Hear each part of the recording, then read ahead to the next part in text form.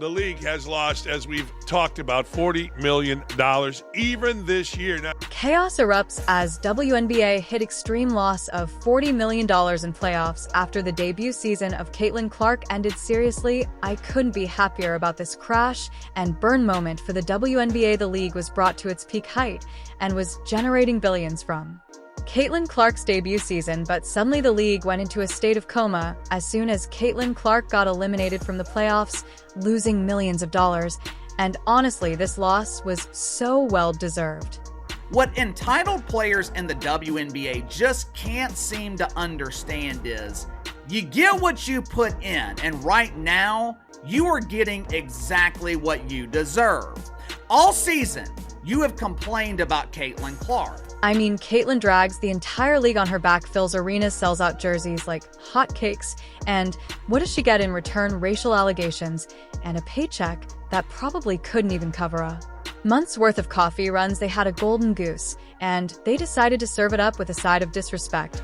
And wait, do you know how bad this loss is? Don't worry, I've got all the numbers ready for you. We have thoroughly covered that they've lost $50 million a season, or they were expected to lose $50 million as a league this year.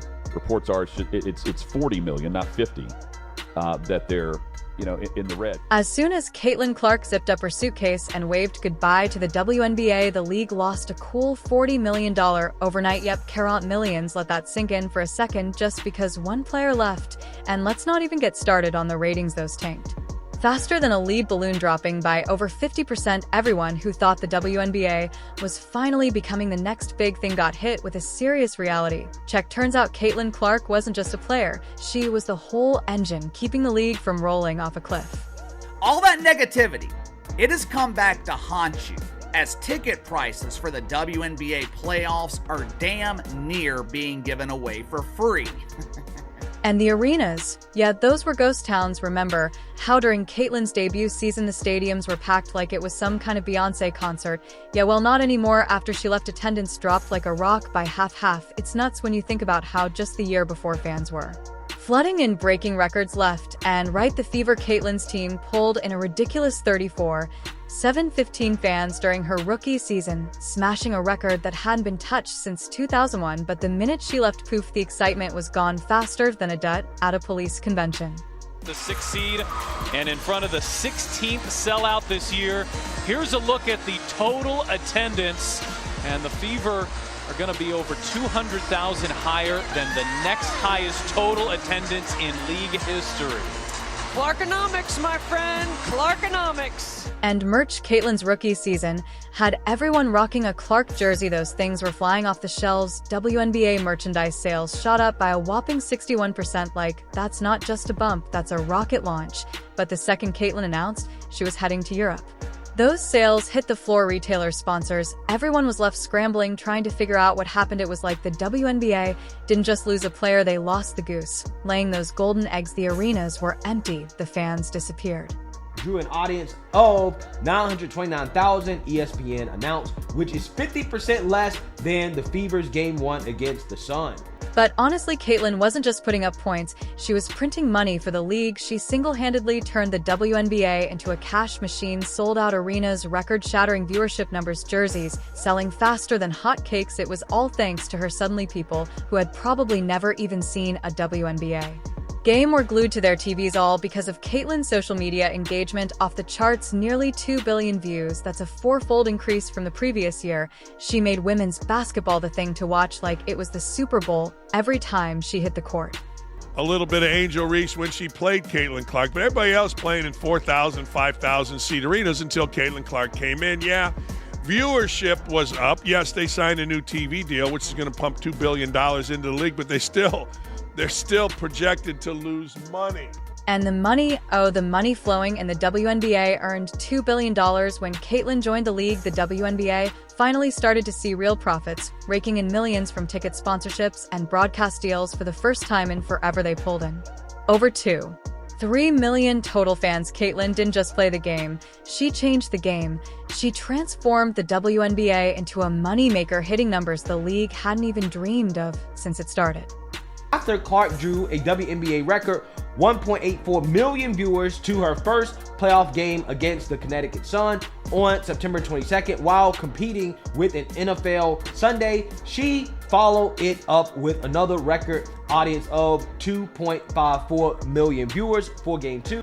Now here's the kicker. You'd think the WNBA would have treated Caitlyn like the queen she was wrong. Instead of acknowledging her as the league's future, they played her down like she was just another player. Meanwhile, critics and competitors were too busy throwing out ridiculous accusations of racism and the league. They didn't defend her, didn't acknowledge her real value, and worst of all, they paid her peanuts compared to what she was worth. Is it any surprise she took one look at Europe and said, yeah, I'll take the paycheck? Thanks, they knew her value, and they weren't messing around with empty promises. All season, you have complained about Caitlin Clark. All season, you have allowed your jealousy, your bitterness to cloud your judgment. All season, you have allowed your emotions to take over, which got in the way of what could have been an unbelievable year that set the foundation for the future of the WNBA.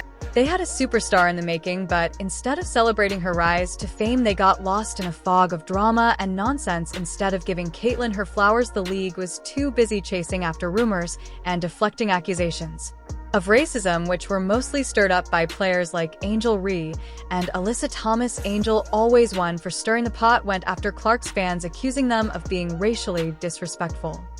Can never remember any male athlete ever entering into new league and being treated like this. To me, what's interesting about what's going on right now is none of her teammates are standing up for her, because I don't think they like her either, because they don't like the fact that she's white and straight. She's actually the minority here, and she's being treated unfairly based on that. Talk about creating a mess where there didn't need to be one. Instead of the league taking Caitlyn's insane talent and running with it, they let the whole season turn into a political circus. The media couldn't get enough, and the chatter turned Caitlyn's highlight real season into some weird off-court feud. It was like they forgot she was breaking records and lighting up arenas because they were too busy being distracted by drama that shouldn't have even existed in the first place.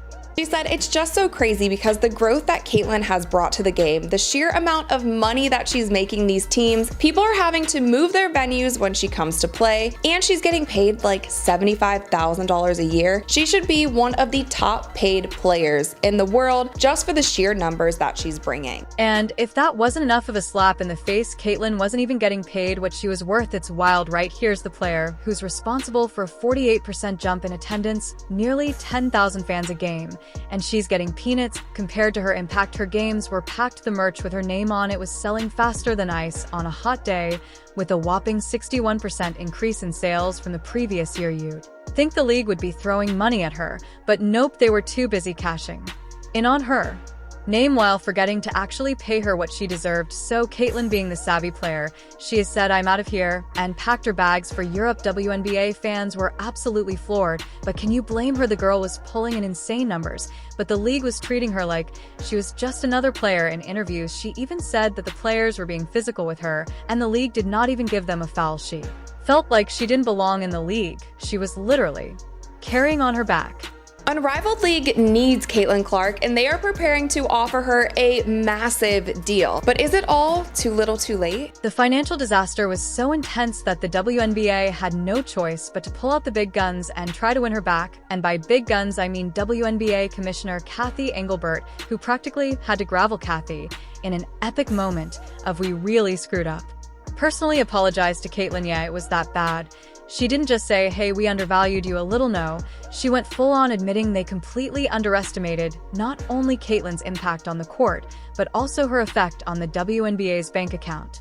And sources say that it's a 6-year deal that could be worth more than $100 million. Wait, there's more. Engelbert wasn't done with her bag of tricks. She also announced that starting in 2025, the regular season would go from 40 games to 44, and they'd be adding a 13th team, the Golden State Valkyries, a whole new team, and extra games to boot. They were trying so hard to make it look like the league was still thriving, but without Caitlyn, all of it felt a little like window dressing on a crumbling building. Sure, more games and new teams sound great, but the bottom line was staring them in the face.